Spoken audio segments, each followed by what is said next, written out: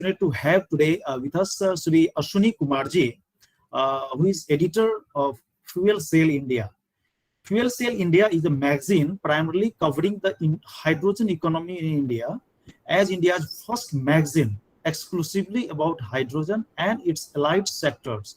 It is our endeavor to advance the cause of clean energy while remaining true to our faith in the potential of hydrogen and fuel cells. This is a tagline which is written in the fuel cell. So now we would be happy to listen from Sri Ashwini Kumarji, who is leading this magazine, propagating the message of this clean energy all across the country and all across the globe. Over to you, Ashwini Kumar sir, for today's presentation, please. Thank you so much, Sanjeev Verma ji. I hope I'm audible. Right, yeah, absolutely. Good afternoon, respected dignitaries, esteemed speakers, panelists, ladies and gentlemen. I would like to first thank Shri Ajay Mishra ji, the Director General, Renewable Energy Society of India, and Dr. Krishna ji for giving me this opportunity to speak at this remarkable tech talk on hydrogen and fuel cell. First, I wish to all the attendees a very happy World Hydrogen Day, and I hope that this would be a day that in the coming days will be celebrated by much more fanfare by the people across India and the globe. It is a matter of great pride and honor for me and for my team at Fuel Cell India to speak at this August gathering. The world of hydrogen is not new. It has existed for decades among scientists, engineers, technocrats, and those working in this field. However, for the majority chunk of India's population, hydrogen has just been 2 parts of water.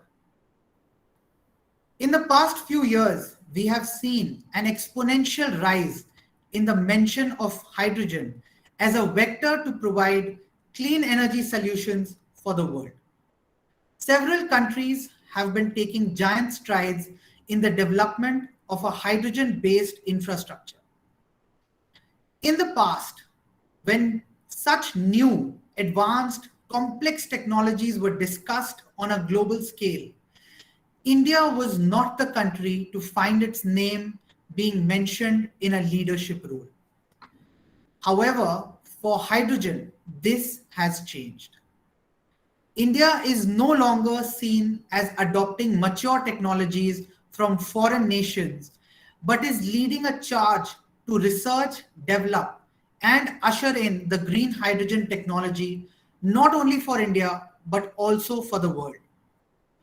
India is the first country whose Prime Minister has made such an ambitious, determined, and climate-conscious statement at the United Nations General Assembly, where he announced and stated before a global audience that India will become the largest green hydrogen hub in the world.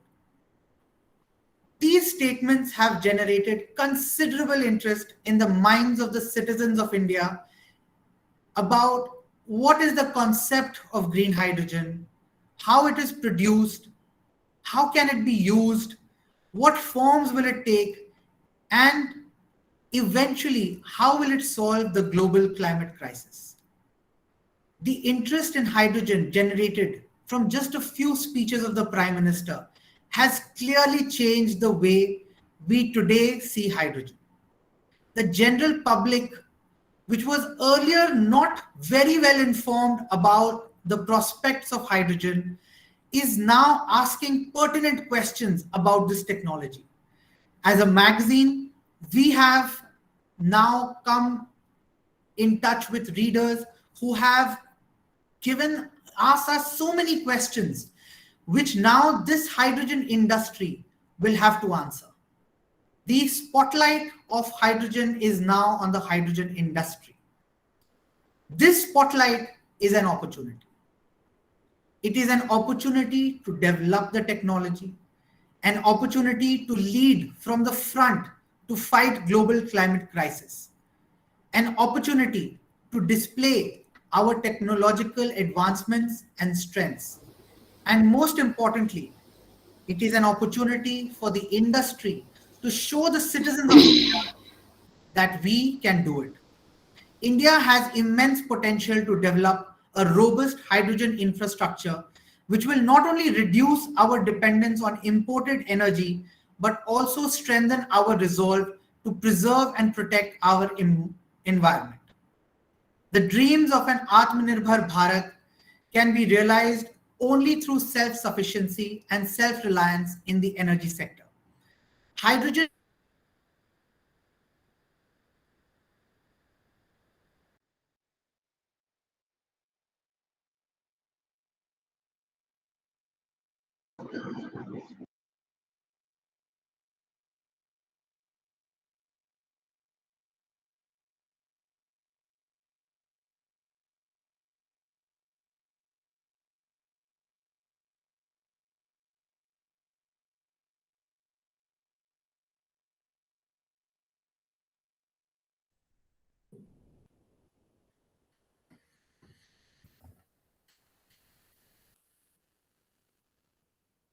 You are not audible, sir.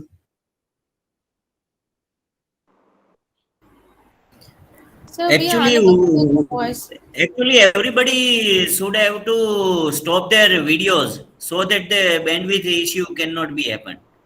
It Yeah, that's right. That's right.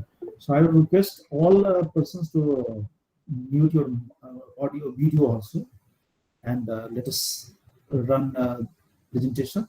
So, Ashwini ji, can you rejoin, please?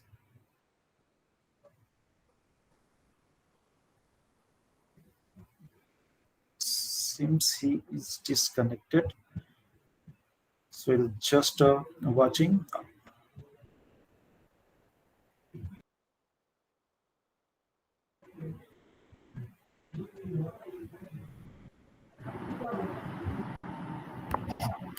Yeah, I Ashwini believe- ji, yeah, welcome back.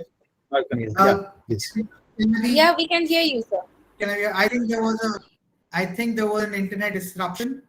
I believe I think there has been some time constraints. So in view of the time constraints, I will cut short my address to this August gathering. I look forward to the tech talks on hydrogen and fuel cells to be delivered by eminent personalities in this field, and I hope to engage with them in future through the platform of our magazine, Fuel Cell India. This address was constraints, and also I'm having some network issues.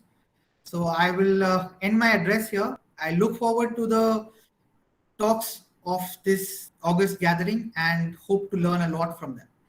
Thank you. Thank you so much. So thank you very much, Ashwini Kumarji. Of course, you are doing great job for our nation.